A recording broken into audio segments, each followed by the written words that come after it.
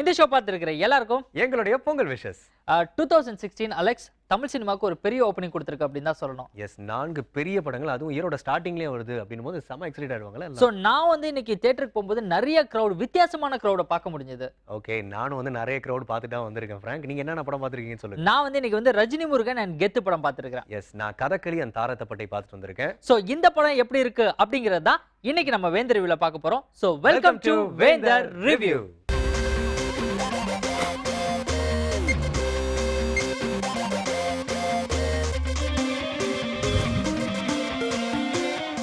இந்த வேந்தர் ரிவ்யூ ஷோல முதலாவதா நம்ம பார்க்க போற படம் ரஜினி முருகன். இப்போ இந்த படத்தோட ஸ்டோரி பத்தி பார்க்கலாம். ஊர்ல ஜாலியா சின்ன சின்ன வேலைலாம் செஞ்சுட்டு ஹீரோயின் எப்படியாச்சும் லவ் பண்ண வைக்கணும் அப்படின்னு சுத்திட்டு இருக்கிற கேரக்டர் தான் நம்ம ஹீரோ சிவகார்த்திகேயன் அண்ட் இவருடைய தாத்தா ராஜ்கிரண். இன்னொரு பக்கம் பாத்தீங்கன்னா சமுத்திரக்கனி, இவர் ஊர்ல நிறைய பேரை மிரட்டி பணம் வாங்கிட்டு இருக்கிற ஒரு ரவுடி. ஸோ இவங்க 2 பேருக்கும் இடையிலேயே ஒரு சின்ன பிரச்சனை வருது. லேட்டரா ராஜ்கிரண் சார் அவருடைய சொத்தை தன்னோட மகன்களுக்கும் பேரன்களுக்கும் பிரிக்கணும் அப்படின்னு நினைக்கும் போது தானும் இவருடைய பேரன் தான் அப்படின்னு வராரு சமுத்திரக்கனி. உண்மையிலேயே இவருடைய பேரன் தானா இல்லை வந்து இவர் பொய் சொல்றாரா அப்படிங்கிற கன்ஃபியூஷன் எல்லாம் தாண்டி ரொம்ப ஜாலியா சொல்லியிருக்கிற ஒரு சூப்பரான படம் தான் இந்த ரஜினி முருகன். வயிறு சொல்றா, உன்னைய பிள்ளைய பெற்றதுக்கு ரொம்ப ஃபீல் பண்றடா. உன்னெல்லாம் பார்த்தா கலாய்க்கணும்னு கூட தோணலடா. தருதல திருந்தவே திருந்தாது. ஆமா, எதுக்கு இப்ப திட்டிட்டு போறாளுங்க? திருந்திருவோமா? இப்போ இந்த படத்துல நடிச்சிருக்கிற ஆர்டிஸ்டோட பெர்ஃபார்மன்ஸ் பத்தி பார்க்கலாம். ஃபர்ஸ்ட் சிவகார்த்திகேயன், இவரை ஸ்கிரீன்ல பார்த்தாலே பார்க்குறவங்க பயங்கர ஆக்டிவ் ஆயிடுறாங்க. அந்த அளவுக்கு இவரோட பெர்ஃபார்மன்ஸ் ஆகட்டும், இவரோட எனர்ஜி ஆகட்டும் மக்களை பயங்கரமா உற்சாகப்படுத்துது அப்படின்னு தான் சொல்லணும். அண்ட் இந்த படத்தோட ஹீரோயின் கீர்த்தி சுரேஷ் கொஞ்சம் சில படங்கள்ல தான் நடிக்க ஆரம்பிச்சிருக்காங்க. பட் ரொம்ப நல்லா ஆக்ட் பண்றாங்க அண்ட் பார்க்கறதுக்கும் அழகா இருக்கிறாங்க. அண்ட் ராஜ்கிரண் சார் பழையபடியும் இவர் ஒரு மாஸ் அப்படிங்கிறத ப்ரூவ் பண்ணியிருக்காரு. இவர் சண்டை போடும் போதெல்லாம் செம்மையா இருக்குப்பா அப்படின்னு சொல்ல வைக்குது. அண்ட் சூரி ஒரு சூப்பரான கேரக்டர் பண்ணியிருக்கிறாரு. சிவகார்த்திகேயனோட ஃப்ரெண்டு கேரக்டர், இவங்களோட காம்போ மறுபடியும் ஒர்க் அவுட் ஆயிருக்கு. நிறைய இடங்களை நம்மளை வயிறு குலுங்க சிரிக்க வைக்கிறாங்க. அண்ட் சமுத்திரக்கனி சார் ஒரு வில்லனா மிரட்டி இருக்காரு அப்படின்னு தான் சொல்லணும்.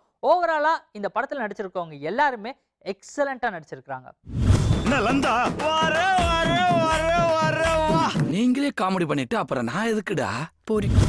இப்போ இந்த படத்தோடைய டெக்னிக்கல் க்ரூ பத்தி பார்க்கலாம். ஃபர்ஸ்ட் இந்த படத்தோடைய டைரக்டர் பொன்ராம் ஒரு நார்மலான ஸ்டோரி எடுத்தாலும் அதை மக்களுக்கு கொடுக்கும்போது ரொம்பவே கலகலன்னு கொடுக்கணும் அப்படின்னு நினைச்சிருக்கிறாரு. அது ரொம்பவே சக்சஸ்ஃபுல்லா செஞ்சு முடிச்சிருக்கிறாரு அப்படின்னு தான் சொல்லணும். அண்ட் இந்த படத்தோடைய சினிமோட்டோகிராஃபர் பாலசுப்ரமணியன் இந்த கதைக்கு என்ன தேவையோ அந்த சினிமோட்டோகிராஃபியை பெர்ஃபெக்டா கொடுத்திருக்கிறாரு. அண்ட் இந்த படத்தோடைய மியூசிக் டைரக்டர் டி இமான், இவங்களுடைய காம்போ மறுபடியும் ஒர்க் அவுட் ஆயிருக்கு அப்படின்னு தான் சொல்லணும். சாங்ஸ் எல்லாமே ஏற்கனவே பயங்கர ஹிட் ஆயிடுச்சு அண்ட் பேக்ரவுண்ட் ஸ்கோரும் நீட்டா இருக்குது. ஸோ ஓவராலா டெக்னிக்கல் க்ரூவும் எக்ஸலண்டான ஒரு. என்னது மாமாவை நான் போட்டனா? சத்தியமா நான் பண்ணலடா. அப்பா, அப்போ நீ தம்பா வசீலனே நானா? நீ தானே செஞ்சிருப்ப. சொன்ன ஒரு வாரத்துக்கு இன்னைக்கு என் குடும்பத்தை பாரா. அவனை அடிச்சு அவன் மூஞ்சிய போன்ல போட்டோ எடுத்து அனுப்பு. எனக்கு அவனை பார்க்கணும்.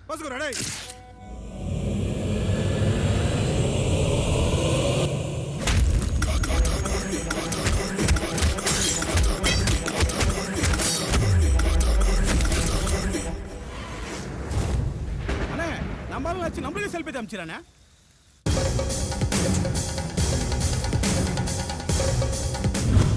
இந்த பொங்கலுக்கு ரிலீஸ் ஆயிருக்கிற வித்தியாசமான மர்டர் மிஸ்ட்ரி படமாகிய கதகளிக்கு வேந்தர் ரிவ்யூல நாங்க கொடுத்திருக்கிற marks 49.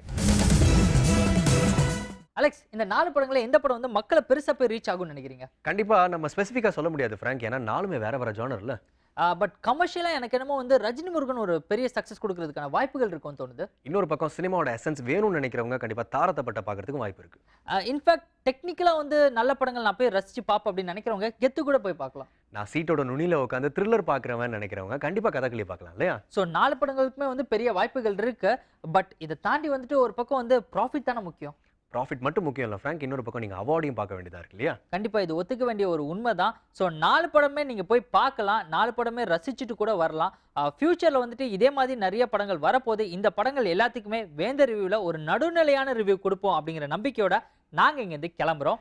Until then, it's bye from Frank and Alex. இது வேந்தர் ரிவ்யூ.